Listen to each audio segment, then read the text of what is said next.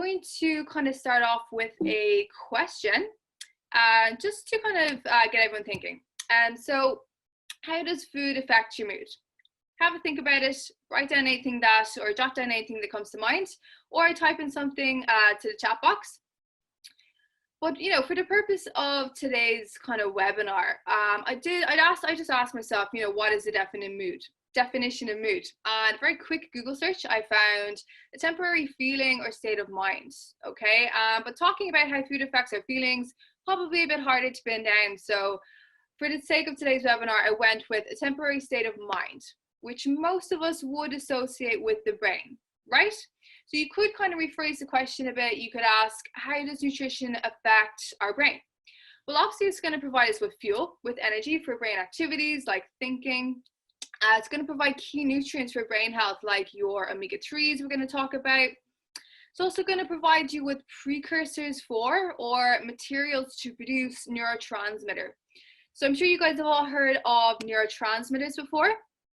But these are basically just, chemical substances in our brain that have a huge role in mood and other kind of mental functions.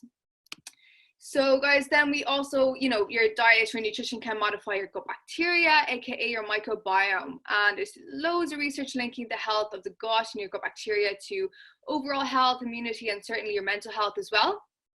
And then on the very obvious level, eating was traditionally a very social activity, and human interaction is generally considered, beneficial for mental health.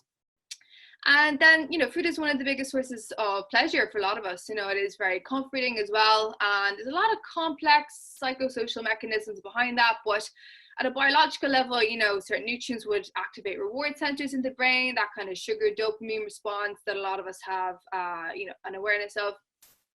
So that's just a very quick kind of overview of all the different ways that nutrition can influence your brain and thus your mental functions like mood. So guys, we're going to kind of focus first on, the concept of fuel or kind of energy for your brain.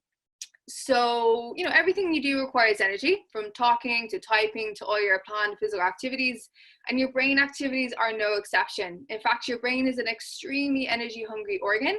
Despite only accounting for 2% of body weight, it actually uses 20% of your daily calorie or energy requirements. I've actually seen up to 50%, depending on how much kind of brain power you're using.